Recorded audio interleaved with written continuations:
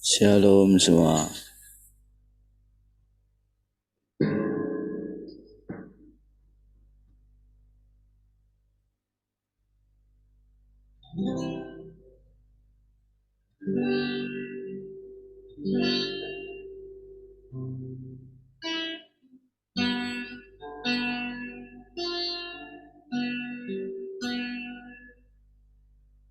Ku melupakan yang di belakangku, ku serahkan diriku hanya padamu Yesus, dan ku berlari kepada tujuanku. Kau beriku hari yang baru, yang lama telah berlalu. Ku melupakan yang di belakangku, ku serahkan diriku hanya padamu, dan ku berlari kepada tujuanku. Kau beriku hari yang baru, yang lama telah berlalu.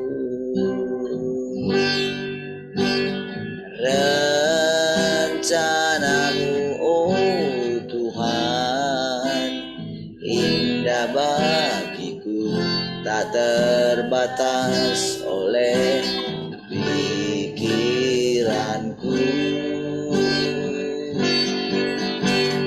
Firman-Mu ya dan amin, sumber kekuatan, Kau pengharapanku, Kau terbaik bagiku. Ku melupakan yang di belakangku, ku serahkan diriku hanya padamu Yesus, dan ku berlari kepada beriku hari yang baru, yang lama telah berlalu.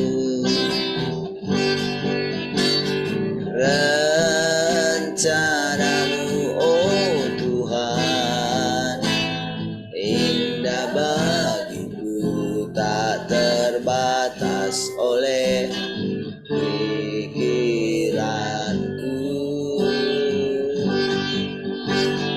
Firman-Mu ya dan amin, sumber kekuatan, Kau pengharapanku, Kau terbaik bagiku.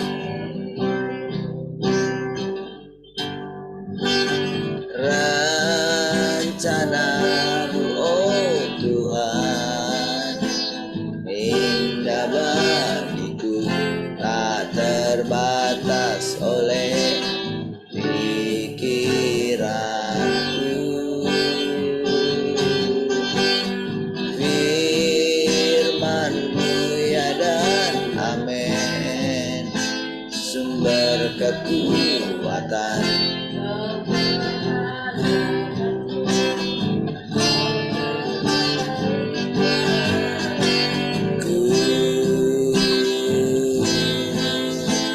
Kau terbaik bagiku,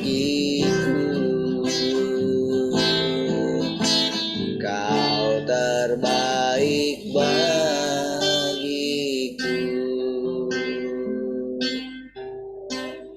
Oh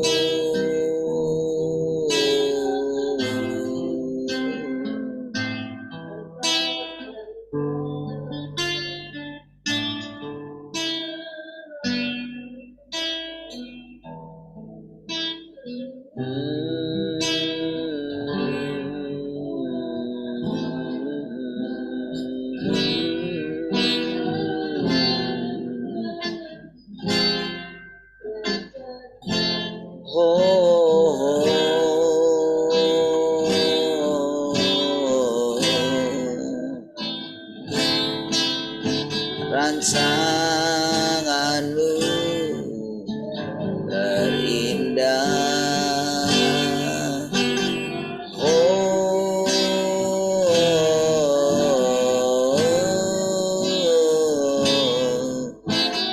rancanganmu terbaik. Oh,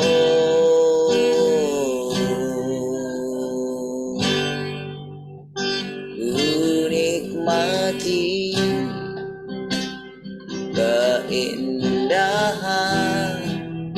dan keagunganmu, oh Tuhan. Ku nikmati kemuliaan-Mu, menyembah-Mu dengan segenap hatiku.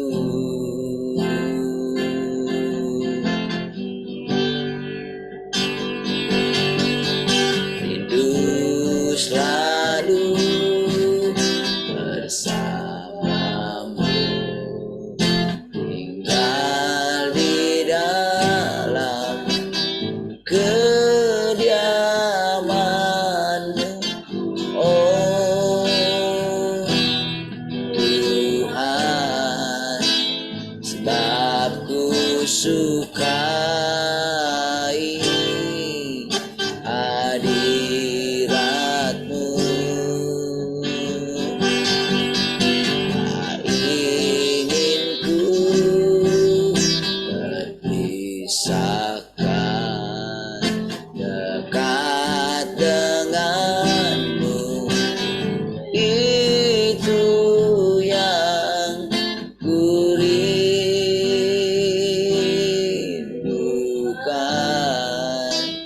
sebab ku dapati kedamaian.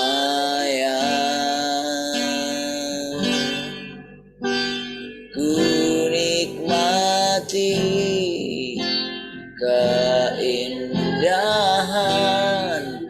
dan keagungan-Mu, oh ku nikmati kemuliaan-Mu, menyembah-Mu dengan segenap. Ku nikmati keindahan dan keagungan-Mu, oh Tuhan. Ku nikmati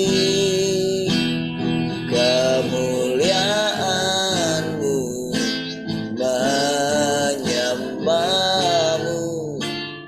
dengan segenap hatiku.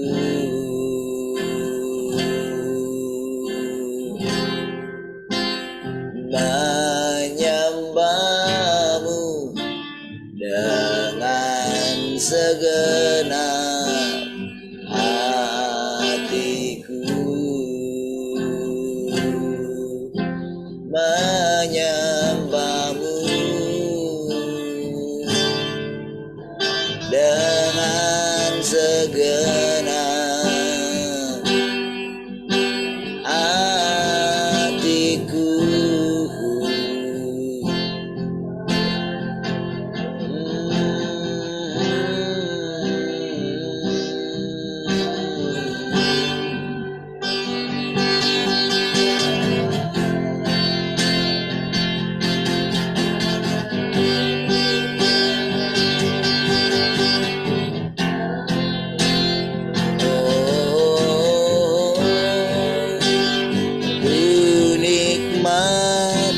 Keindahan-Mu selamanya, oh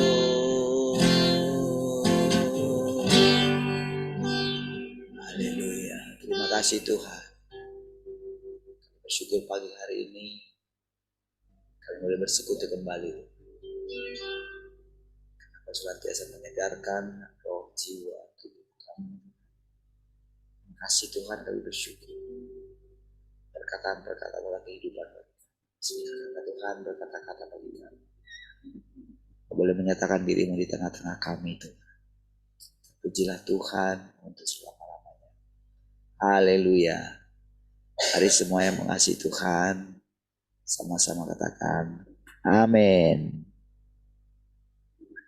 Baik, shalom semua, selamat pagi. Selamat pagi semua. Shalom.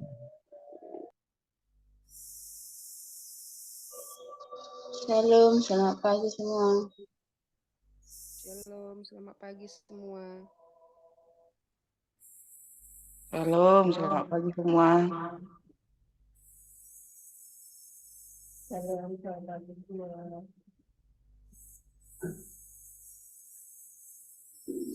Baik, Tuhan.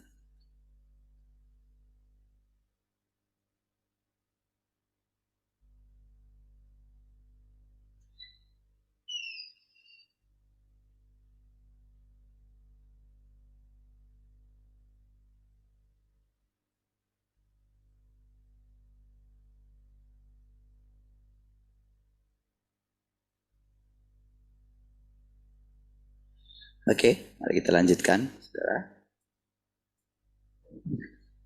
Mulai dari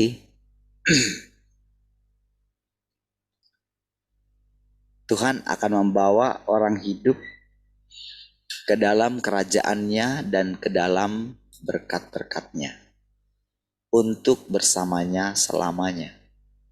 Namun, bagi orang mati, Dia akan memukul mereka dan menyerahkan mereka ke dalam kematian kekal. Mereka merupakan objek pemusnahannya dan akan selalu menjadi milik iblis. Tuhan memperlakukan semua orang dengan adil. Semua orang yang benar-benar mencari Tuhan pasti akan tetap tinggal di dalam rumah Tuhan. Dan semua orang yang tidak taat kepada Tuhan serta tidak sesuai dengannya akan hidup di tengah hukumannya. Saudara,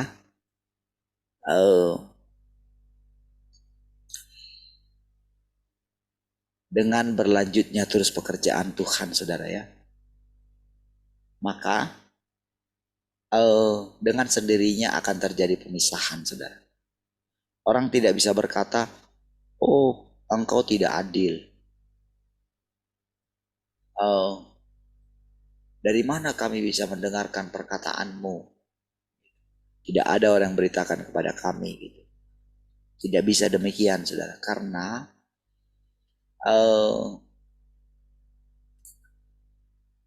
melalui Tuhan berfirman gitu, sebetulnya semua orang itu sudah mendengarkan gitu, di dalam batin mereka. Ketika Tuhan berfirman ini, saudara, manusia di dalam dirinya itu walaupun Tuhan tidak mengatakan, walaupun tidak secara spesifik gitu, orang misalnya tidak mengetahui di mana letak, marilah kepadaku yang letih, lesu, dan beruan berat gitu. Setiap orang, siapapun dia, entah agama apapun dia, jadi tidak ada yang bisa mengatakan, oh agamaku lebih benar. Bukan masalah agamamu lebih benar, tapi apakah engkau mengikuti tuntunan yang diajarkan kepadamu? Apa yang kau dengarkan dalam hatimu gitu. Jadi semua orang itu bisa mendengarkan gitu, karena mereka punya hati nurani gitu.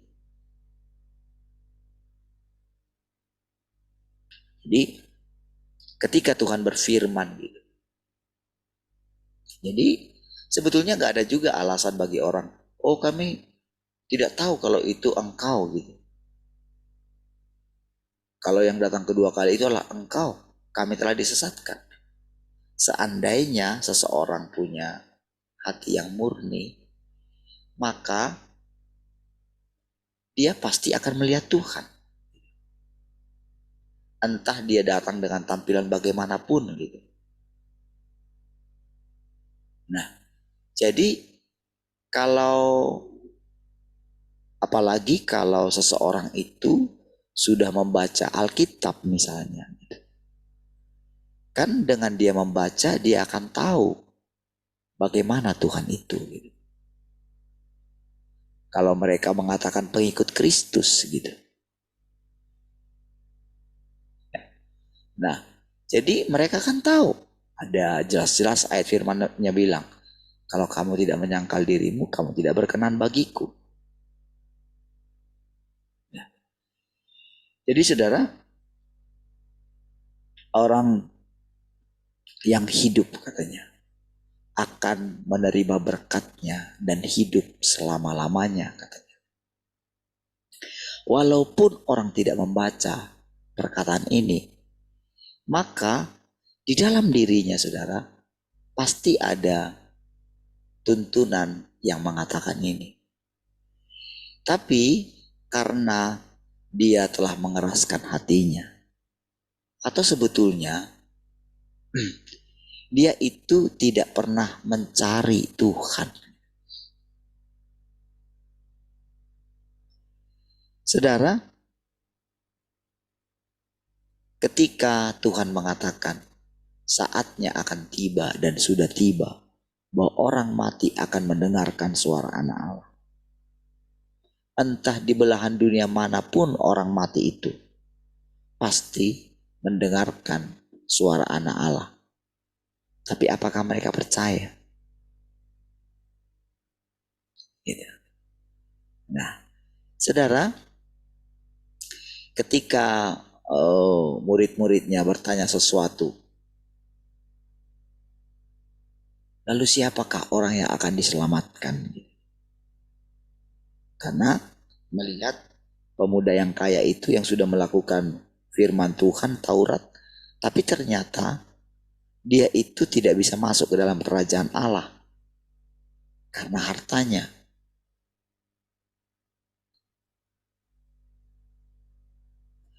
Karena ketika Tuhan mengatakan seperti itu, dia pulang dengan sedihnya gitu. Lalu murid-murid berkata, lalu siapakah yang akan masuk dalam kerajaan Allah? Tuhan bilang, mereka bilang betapa sulitnya. Lalu Tuhan bilang, bagi Allah tidak ada yang mustahil gitu.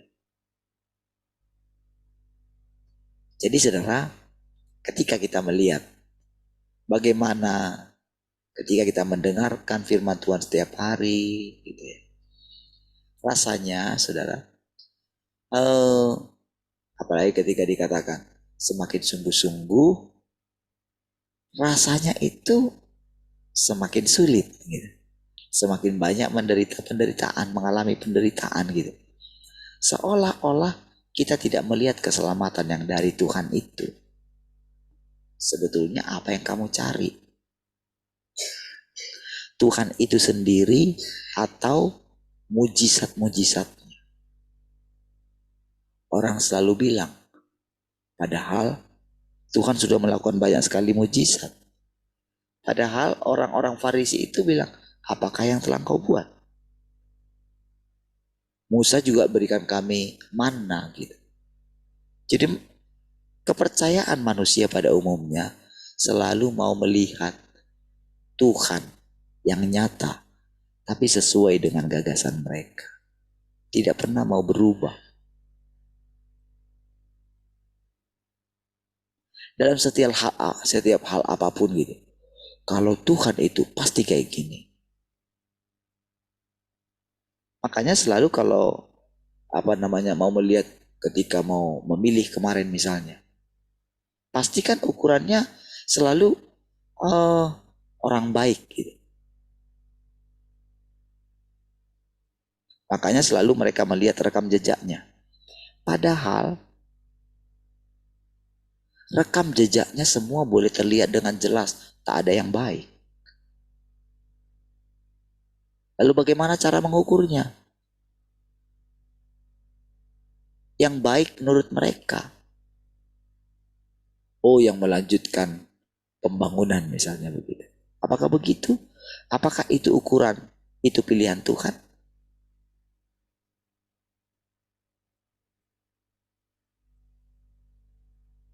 Manusia melihat yang tampak di luar, tapi Tuhan melihat hati.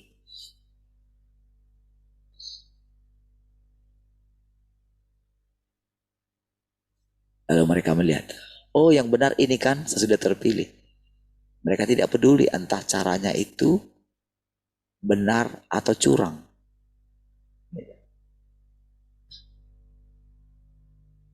Tapi bagaimanapun siapa yang terpilih?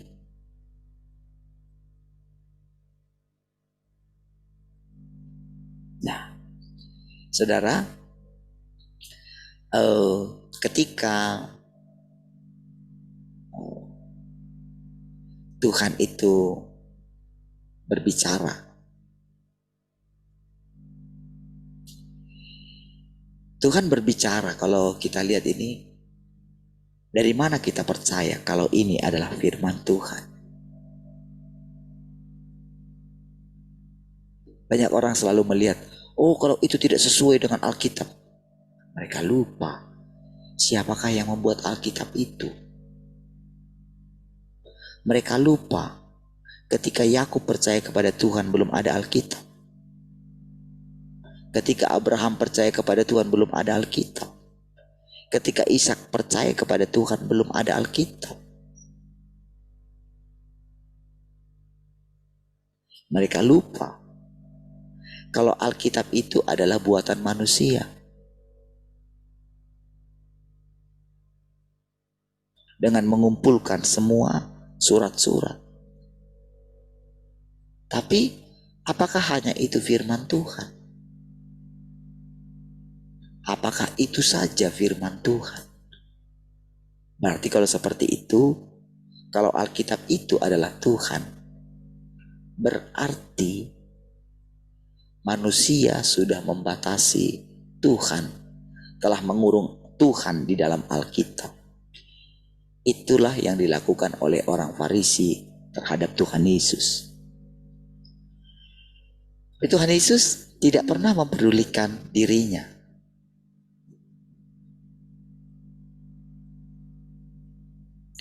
Ketika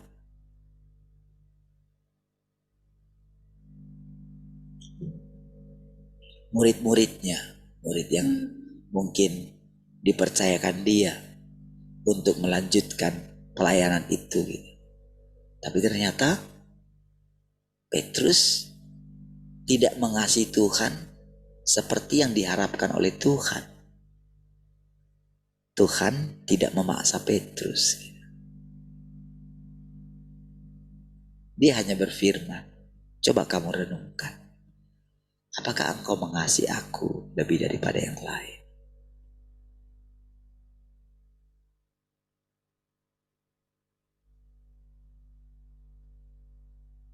Itu bukan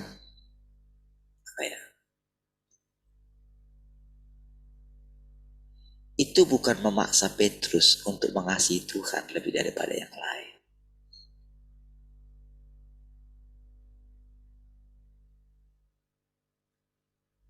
Petrus berpikir dia sudah mengasihi Tuhan lebih daripada yang lain.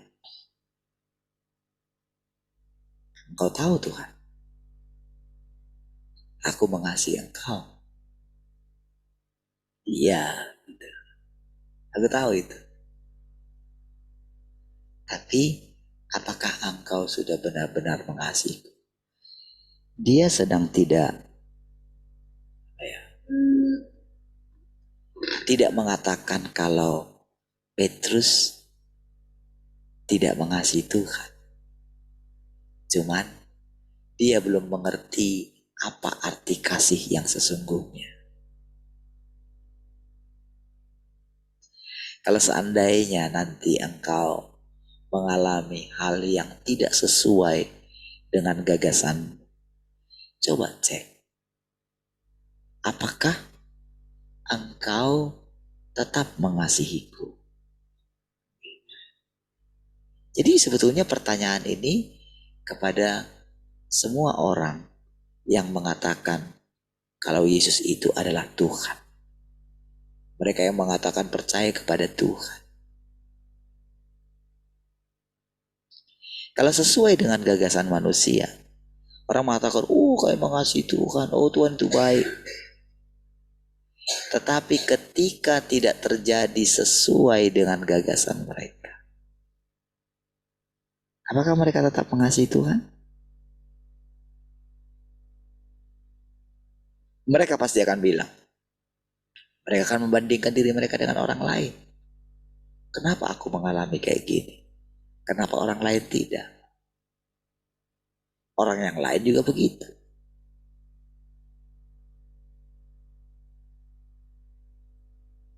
Saudara, waktu akan berjalan terus, saudara. Anugerah bagi kita untuk boleh mendengarkan perkataan Tuhan setiap hari.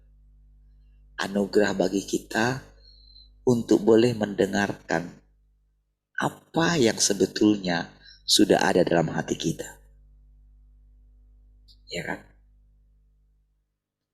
Setiap kali saudara mendengarkan gitu ya, setiap perkataan-perkataan ini,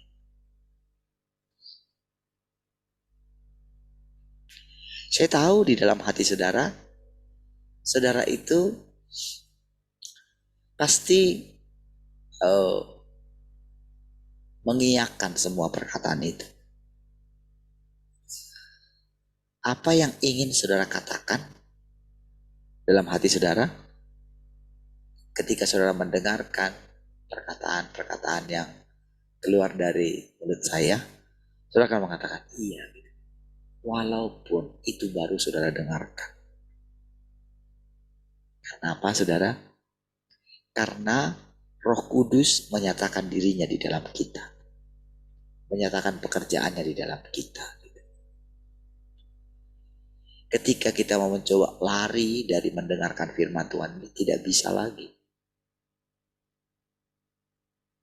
Makanya ketika Tuhan Yesus mengatakan kepada murid-muridnya, apakah engkau tidak akan meninggalkan aku juga? Apa jawaban mereka? Bagaimana bisa Tuhan? Karena kami sudah tahu kalau engkaulah Mesias itu, kemana lagi kami akan pergi? Tapi walaupun demikian saudara, Tuhan tahu saatnya akan tiba di mana mereka akan tercerai berai.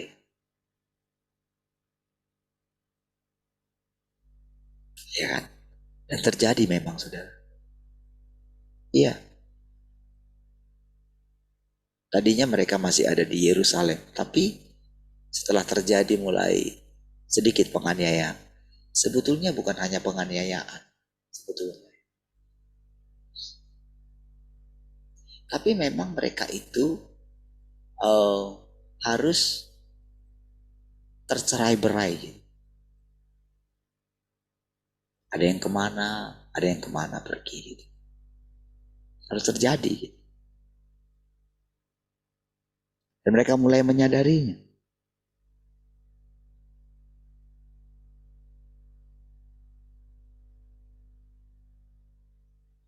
Tapi saudara, pada akhirnya setiap orang, jadi waktu itu saudara ketika para rasul itu ada yang pergi kemana gitu ya. Ada yang ke India, ada yang ke Spanyol, ada yang kemana gitu ya pada waktu itu ya. Tanpa sadar saudara, disitulah saudara firman Tuhan itu tersebar gitu saudara. Sehingga boleh dikatakan seluruh dunia sudah dipenuhi dengan Injil. Injilnya Tuhan Yesus gitu. Sama dengan ini saudara. Perkataan firman Tuhan ini sudah mulai memenuhi seluruh dunia saudara. Ya. Injil itu sudah tersebar gitu. Injil Tuhan yang Maha Kuasa. Awalnya, walaupun saya bingung bagaimana cara memulainya, tetapi ternyata kita sudah memulainya.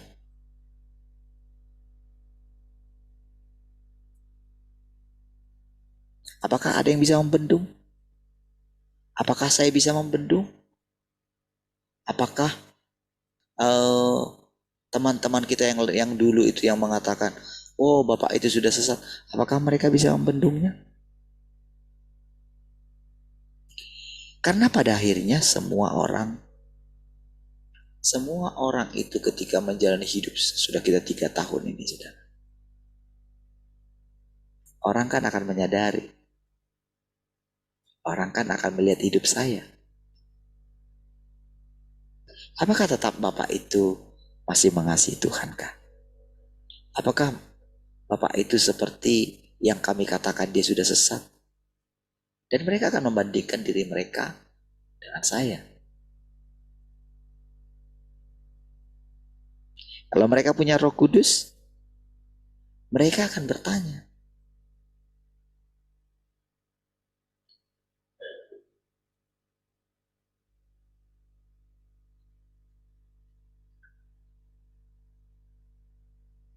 jadi perhatikan saudara.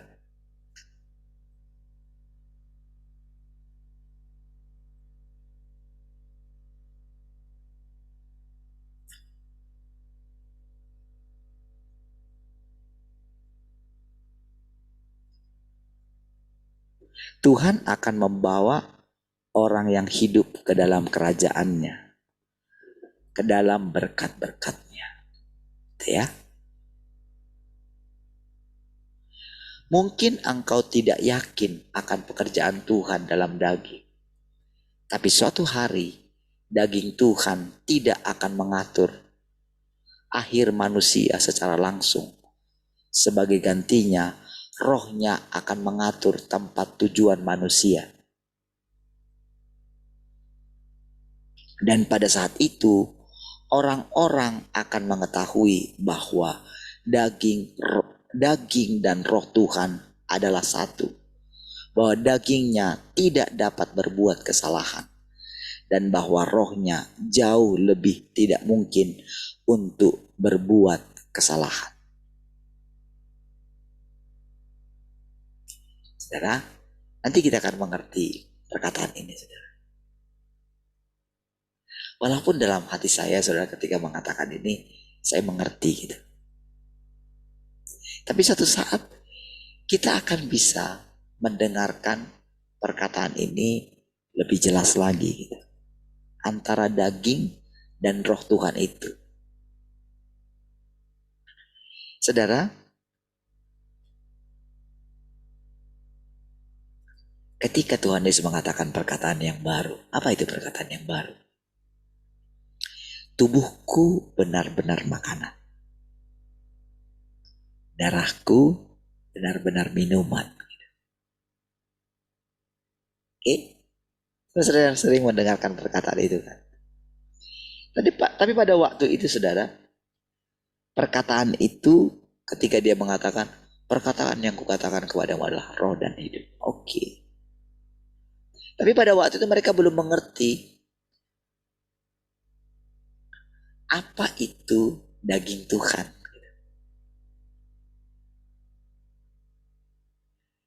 Karena begini saudara, daging manusia pada waktu itu sudah rusak.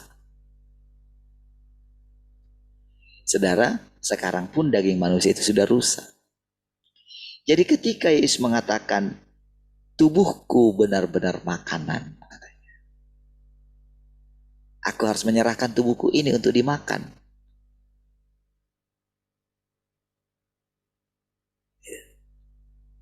Kan tercabik-cabik gitu ya.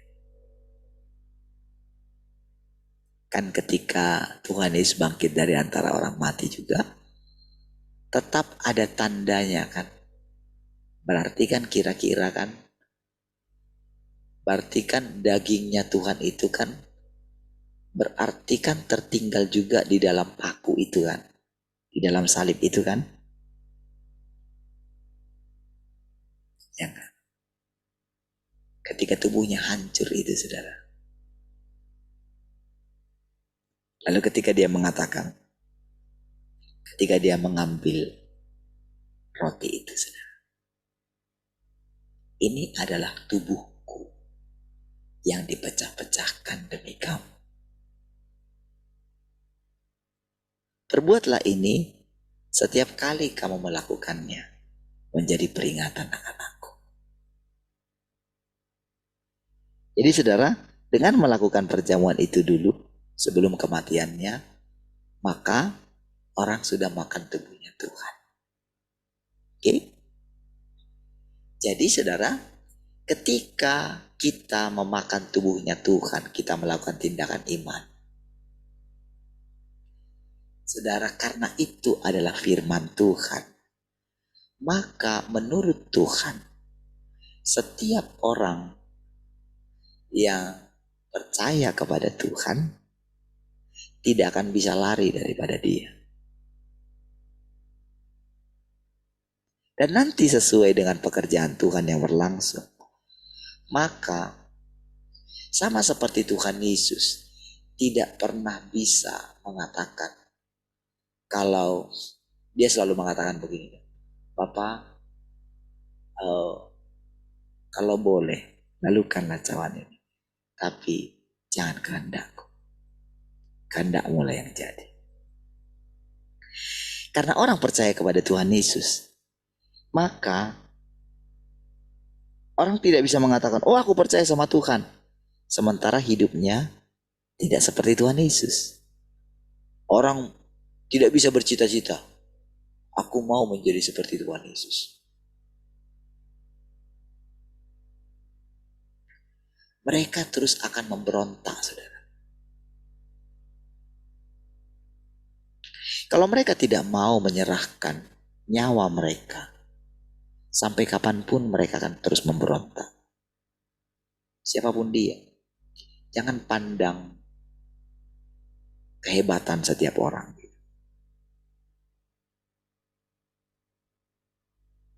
Jangan pandang, oh karena dia baik, karena dia ini. Enggak. Orang berusaha ingin menjadi baik.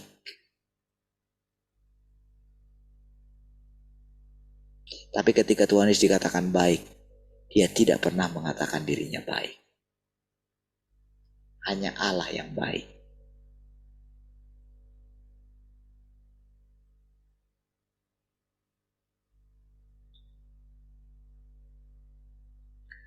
Saudara, ketika kita menerima perkataan Tuhan, yang benarnya itu adalah begini, kita akan semakin tunduk di hadapan Tuhan.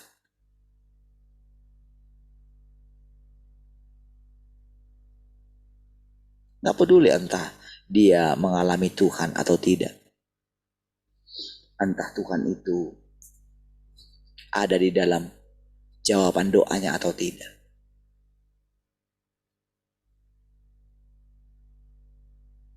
Ketika Tuhan meninggalkan mereka sekalipun, ketika rasanya Tuhan tidak tampak sekalipun, tanda kepemilikan Tuhan tetap ada pada orang itu. Mau dibawa kemanapun dia. Akhirnya setiap miliknya Tuhan akan kembali kepada Tuhan. Dan yang tidak miliknya akan kembali kepada pemusnahan. Tenang saja. Jadi jangan berusaha melawan Tuhan. Jangan pernah berusaha melawan takdirmu.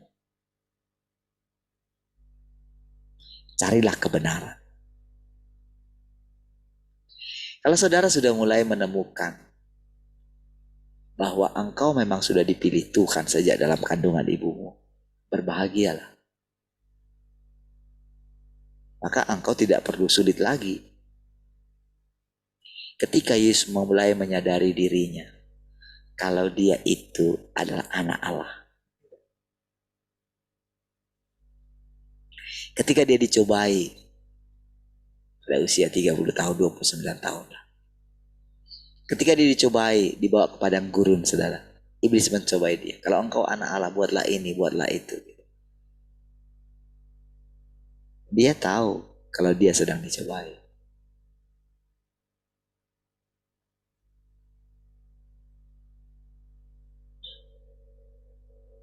Tapi dia tidak menuruti perkataan iblis. Dia selalu mengatakan dirinya anak manusia. Karena apa? Karena anak Allah itu adalah pengakuan Tuhan. Makanya dia punya pikiran, tak perlu aku pertahankan itu.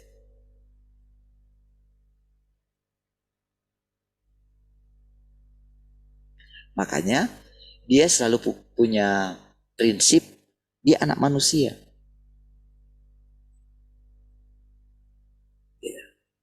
Nah, jadi saudara, nanti kita akan segala kesombongan, segala kerusakan yang diakibatkan oleh iblis kepada manusia, kita akan mengerti. Kita akan tahu. Kita akan mengerti segala perkataan ini seiring dengan berjalannya waktu.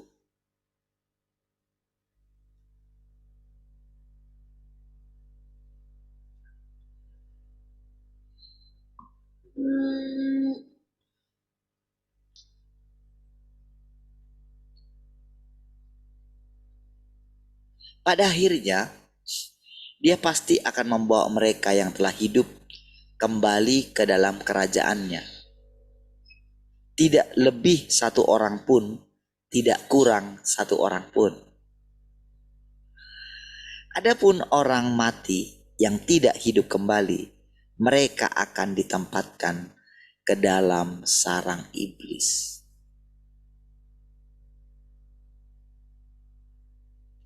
Saudara, ini satu keyakinan daripada firman Tuhan.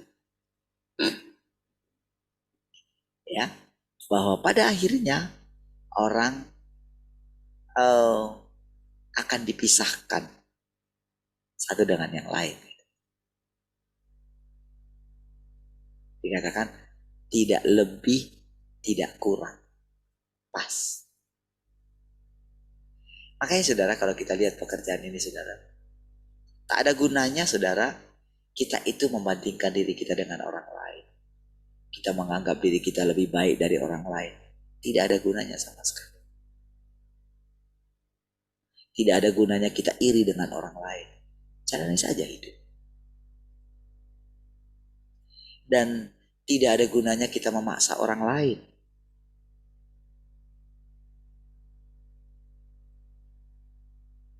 Tetapi setiap orang yang akan diperhadapkan kepada kita, yang akan dibawa ke dalam kehidupan kita, kita harus tahu, kita harus menerima mereka. Ya. Dan kemana Tuhan bawa kita? Kita ini saudara sekarang tidak bisa lagi mengatur. Oh, aku mau pergi ke sana. Oh, aku mau pergi menginjil sana. Tidak bisa. Tapi kita tidak bisa juga bermalas-malasan. Kita tidak bisa terus menghindar dari panggilan Tuhan atas hidup kita.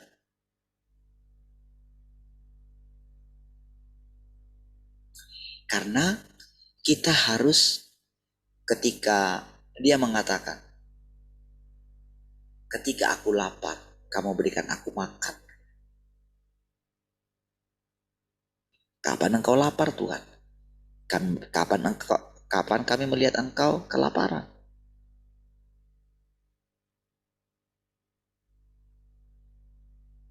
Setiap orang yang dibawa Tuhan, yang dibawa Bapaknya kepada dia, tidak pernah ditolak oleh Tuhan.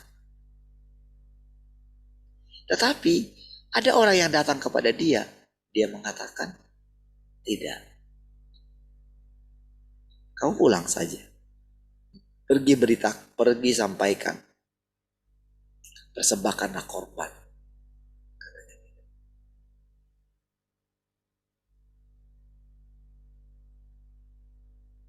ketika ada orang yang mengikut dia. Dia mengatakan, serigala punya liang, burung punya sarang, tapi anak manusia tidak punya tempat untuk meletakkan kepalanya. Jadi saudara, Tuhan tidak pernah membujuk manusia untuk menjadi muridnya. Tapi ketika ada orang datang kepada dia, disuruhnya hitung. Kalau kamu mau ikut Tuhan, buatlah perhitungan.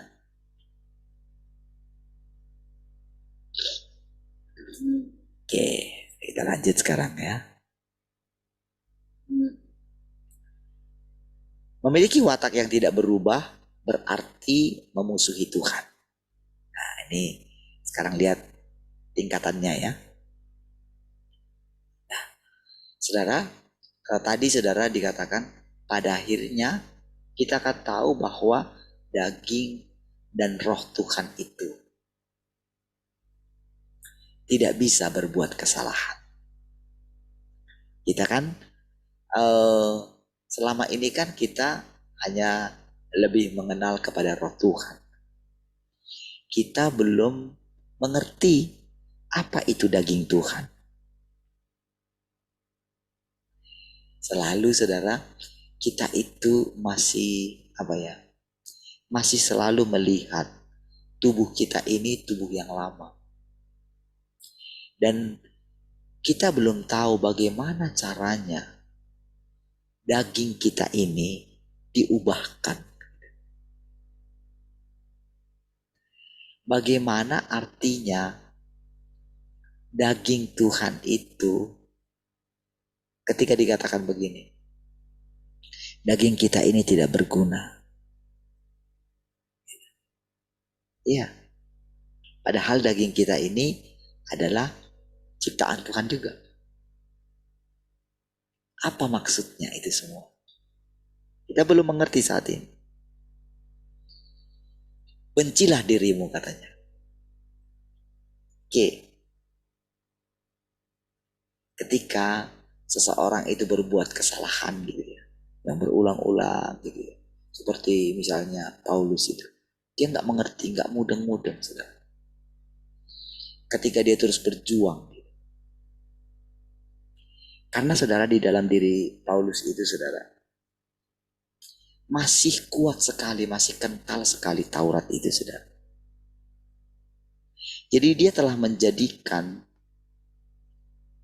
pengetahuan dia tentang Taurat sebagai modal dia untuk menguji segala pekerjaan Tuhan.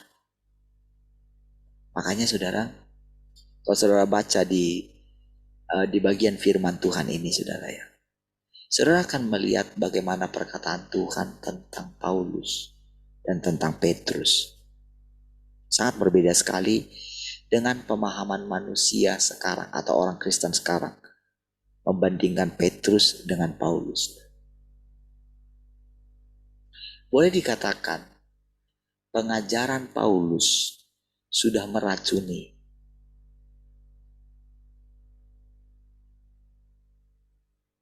saudara. Kalau saya mengatakan ini saudara,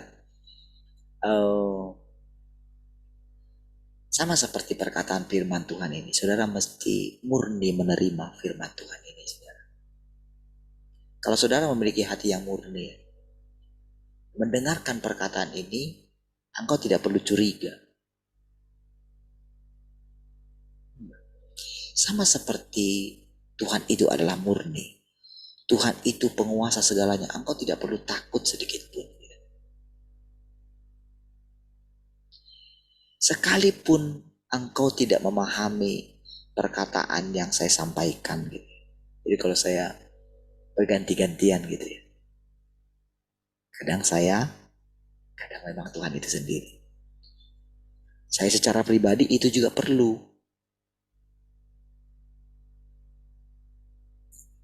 Kalau dikatakan daging dan roh Tuhan itu tidak bisa berbuat kesalahan tadi kan.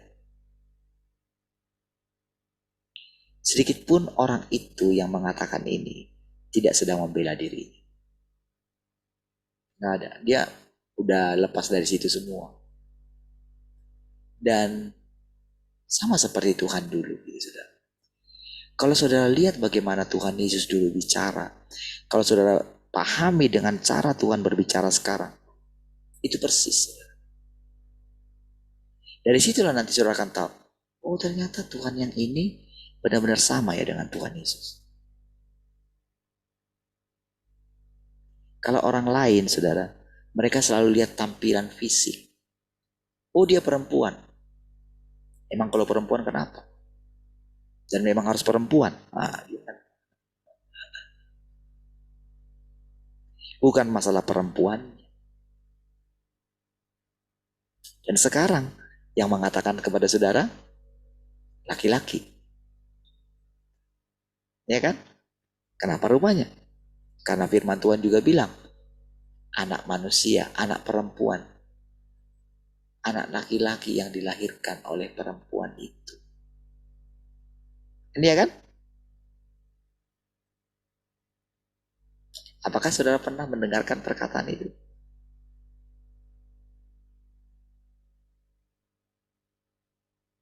Lalu orang kan mengatakan, dia anak laki-laki itu. Dulu saya juga bingung gitu. Emang kenapa rupanya? Apa kamu jadi besar kepala kalau kamu anak laki-laki itu? Oh enggak Tuhan, enggak mungkin lah saya, enggak mungkin saya. Dulu kan saya begitu.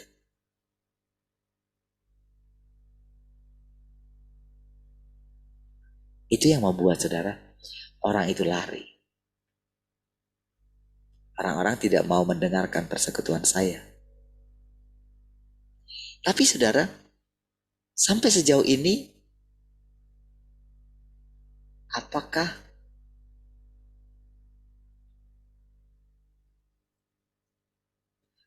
pengetahuan mereka tentang Tuhan yang sejati? Adakah pengetahuan mereka tentang Tuhan yang sejati? Kalau mereka punya, mereka akan bersekutu dengan saya. Iya. Mereka kan bisa menjelaskan ini. Tapi mereka tidak bisa menjelaskan ini. Sampai nggak tahu berapa lama. Dan saya tidak perlu memaksa mereka. Saya tidak perlu memaksa saudara untuk mendengarkan saya. Tapi kalau saudara pernah dengarkan, mungkin saya seperti mengajak saudara, itu karena kasih Tuhan. Ya.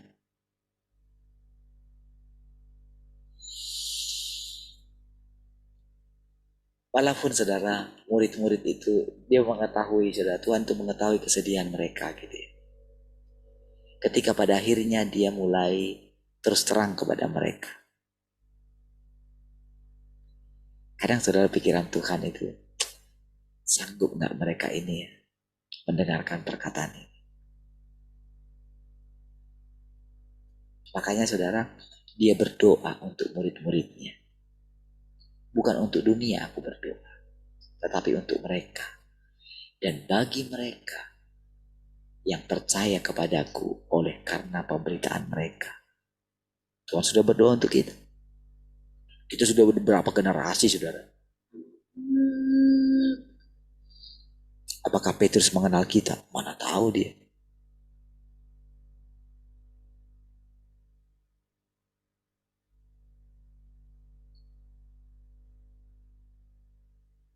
Mana tahu, mana kenal-kenal. Tapi saudara, Tuhan Yesus yang pernah memilih Petrus sudah berdoa untuk kita dan dia mengenal kita. Iya. Jadi sama seperti ketika Tuhan Yesus berkata kepada Petrus, apakah engkau mengasihi aku lebih daripada yang lain? Perkataan yang sudah ribuan tahun itu, saudara, ketika digemakan sekarang, kita seperti bisa melihat dengan jelas bagaimana Petrus ketika mendengarkan perkataan itu. Saudara, ketika kemarin cerita-cerita ya abang saya itu terus itu ya sini lama, jadi ada adiknya abang yang saya ceritakan kemarin itu, dia itu memang orangnya gimana ya, jadi dia bisa menjelaskan semua cerita yang di kampung itu padahal 20-an tahun loh saudara, dia bisa cerita semua. Dia dulu pedagang, dialah yang pertama dikatakan pedagang asongan rokok gitu katanya. Lalu saya bilang, oh kalau abang dulu bilang kalau abang penguasanya pertama di situ, wah saya akan berani jualan di situ katanya. Karena ada ternyata backingan dia orang satu kampung kami gitu, satu itu ada preman gitu, tapi dia itu tidak pernah merusak kampungnya, dia benar-benar preman yang luar biasa, tapi bukan di kampungnya.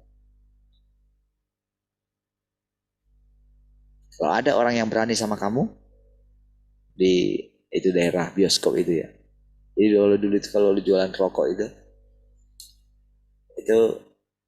ada daerahnya gitu ya. Jadi ketika dulu saya sama Pak Yabes ya, itu saya jualan gitu. Sebelum jualan ikan gitu ya, saya dulu jualan rokok gitu. Karena pedang asongan, semir-semir juga pernah gitu ya, semir sepatu gitu. Jadi ketika dia bilang kayak gitu, oh kok nggak abang bilang dulu abang penguasanya dulu di sana gitu. Saya nggak berani dulu ke sana, saya bilang gitu. Di daerah saya itu cuma di daerah terminal, itu pun dia inilah. Dia bisa ceritakan semua. Semua detail secara sampai dia bilang, saya masih ingat tempatnya di mana, ininya di mana, posisinya bagaimana. Jadi kamu masih ingat si Opung Cakon itu masih ingat? Saya bilang gitu. Iya, bisa ingat wajahnya enggak?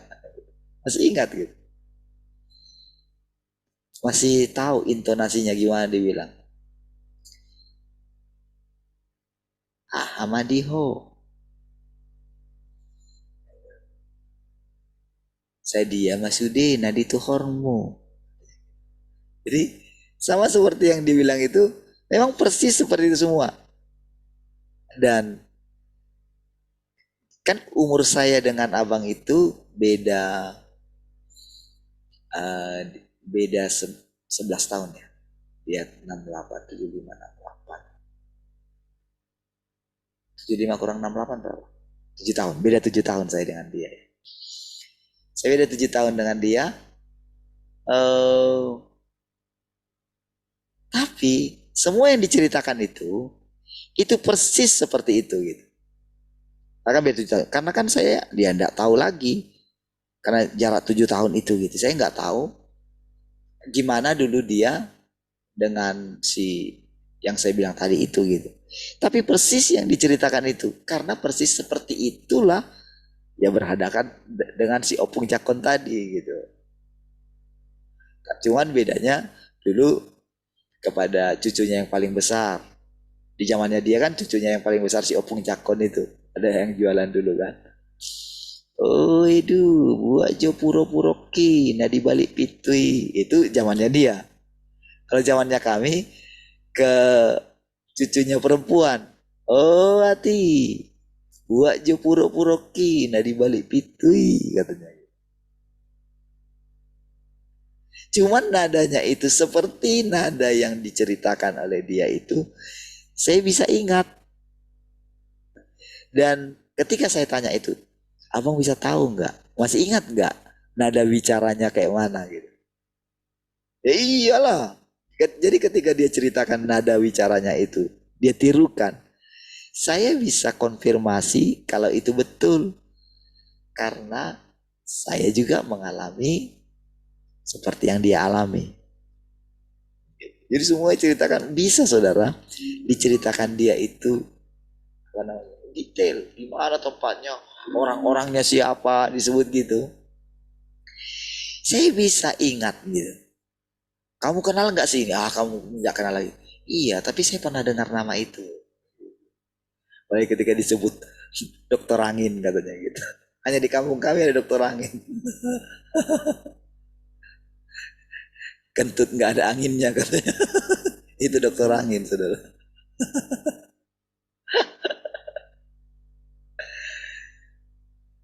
Apa maksud saya, saudara, menceritakannya? Saudara, ketika kita itu belajar menerima Tuhan, ketika kita percaya kalau Tuhan itu adalah Alfa dan Omega gitu ya, maka bagaimanapun yang dialami oleh Petrus, kita boleh mengetahuinya. Iya. Saudara, gambaran teknologi yang digambarkan oleh manusia tidak ada apa-apanya dengan ciptaan manusia, dengan manusia ini. Otak kita ini, kepintaran apa ya, Intel mau Intel sampai berapa gitu ya, itu adalah gambaran daripada otak manusia. Jadi kalau manusia bisa buat gambar, visual dan segala macam hasil imajinasinya, sebetulnya kita itu jauh lebih dari itu. Kalau manusia bisa buat rekaman segala macam yang bisa kita kenang gitu ya, walaupun kita tidak punya video rekaman tentang masa lalu kita, sekarang itu bisa dibuat dengan jelas gitu. Jadi dia bisa ceritakan semua detailnya semua. Dia bisa ingat detailnya semua, diceritakan semua ini. Dia bisa ceritakan gitu. Sehingga kami bisa kembali bernostalgia. Sampai jam berapa, saudara? Satu malam itu di sini.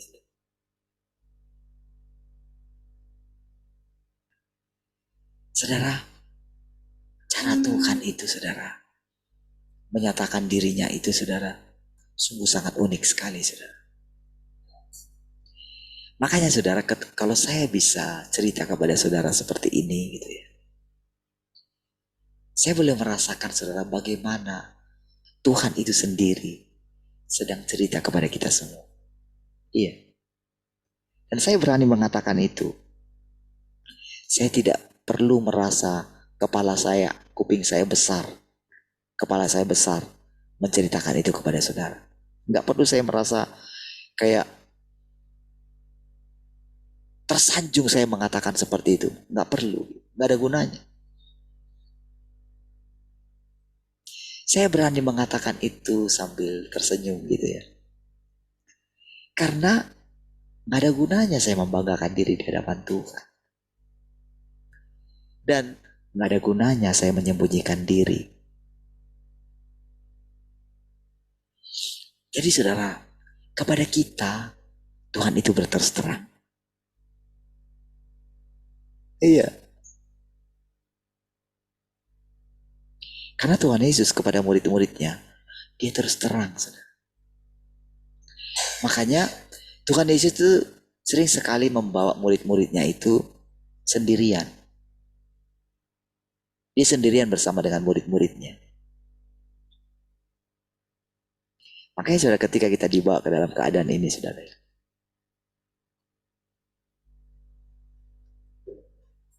kita benar-benar, saudara, walaupun saudara ini hal yang apa ya, gimana menjelaskannya itu, saudara?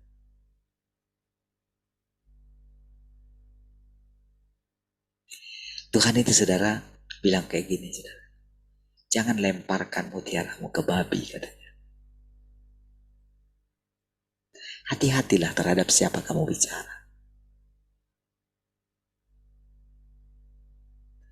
Tuhan itu tidak pernah, jadi ketika dia sudah pilih muridnya 12 itu, dia fokus sama mereka.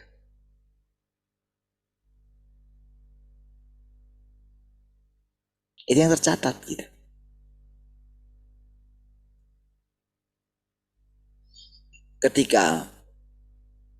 Ketika satu orang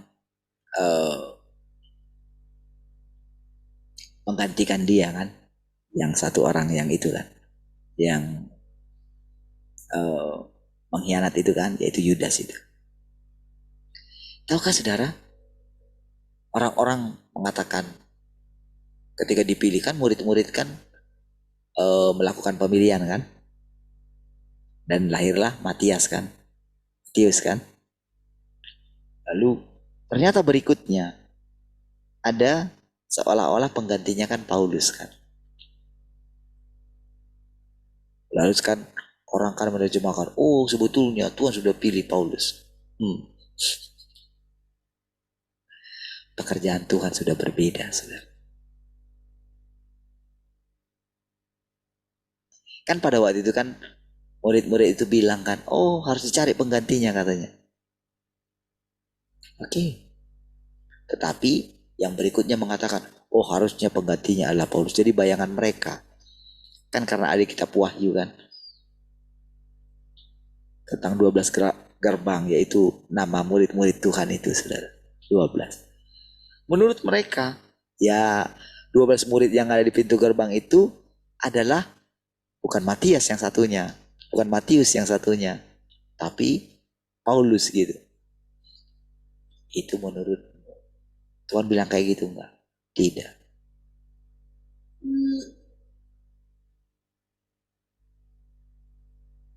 Itu karena itu gambaran saja, entah siapapun itu enggak masalah bagi Tuhan.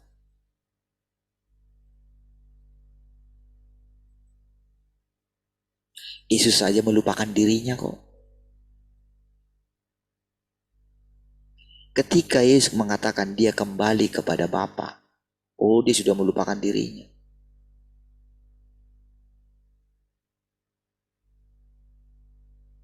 Tuhan menyuruh kita menyangkal diri kita kok. Sebetulnya kita tidak ada. Sebetulnya Parlin tidak ada. Ya memang harus tidak ada dia.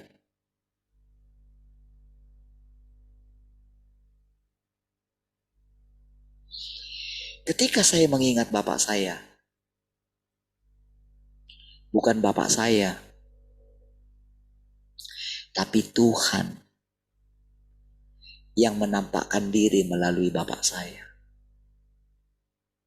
Makanya imannya yang sedikit itu sudah cukup membuat saya tetap dalam panggilan saya.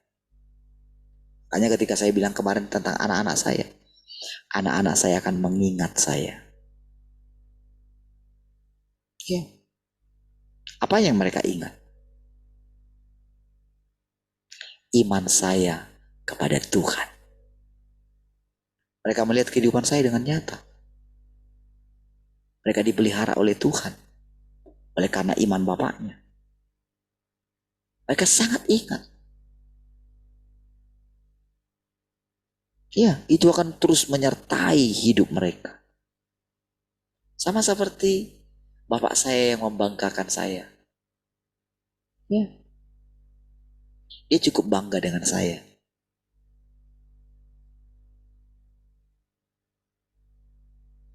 Iya. Saudara, ketika Tuhan mengatakan, lakukanlah ini setiap kali kamu melakukannya, menjadi peringatan akan aku. Saudara, cara Tuhan mengajar kita sekarang ini, saudara, itu nggak bisa kita prediksi. Iya. Saya tidak tahu, saudara. Jadi kalau tadi malam saya tidur itu ya, saya merindukan persekutuan kita pagi gitu. Yang bisa saya lakukan malam itu berdoa gini, apa yang mau kau lakukan besok ya? Kau bicara apa ya? Saya hanya bisa mengatakan itu, saudara. Karena dalam pikiran saya, saudara, Tuhan itu selalu baru. Dan saya nggak perlu mikir apa ya hal baru yang akan saya katakan. Tidak pernah sama sekali.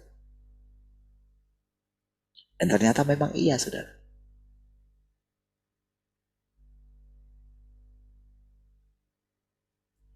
Nanti saudara akan mengerti, saudara. Apa arti daging Tuhan? Iya. Mengertinya itu bukan sekedar di otak saudara ya. Bukan. Otak kita itu hanya bisa menjelaskan apa yang dikatakan Tuhan di dalam roh. Roh itu batin kita yang paling dalam. Itu tempatnya di situ. Itu pusat pengendaliannya. Bukan otak kita pusat pengendaliannya. Otak kita itu harus mengerti dulu apa yang ada di dalam. Disitulah saudara. Nah, sementara iblis itu berusaha mengacaukan otak kita. Supaya tidak bisa connect ke dalam. Karena begitu dia connect ke dalam, habislah dia. Iya. Oh, mana berani saudara dia lawan kita. Tak berani. Tapi walaupun demikian, dia tetap melakukannya. Karena ada celah yang bisa dia peroleh. Melalui apa? Ya Tuhan sendiri bilang. Melalui perkataannya Petrus. Iblis seperti singa yang mengaum-ngaum. Yang ingin mencari orang yang dapat ditelannya. Jadi dia akan tetap berusaha. Tetapi saudara, ketika kita ini mulai sampai kepada tahap pekerjaan akhir Tuhan. Oh, gak bisa saudara. Tak ada seorang pun yang bisa merampas engkau dari Tuhan. Nah, itu.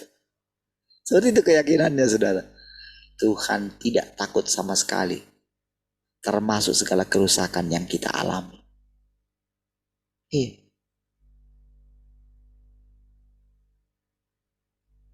Sulit menjelaskan itu saudara ya. Tapi saya tahu saudara. Sesaat saudara akan mengerti seperti yang saya mengerti. Setelah kerusakan selama beberapa ribu tahun, manusia menjadi mati rasa dan dungu. Manusia telah menjadi setan yang menentang Tuhan. Sampai ke taraf pemberontakan manusia terhadap Tuhan. Telah didokumentasikan dalam buku-buku sejarah.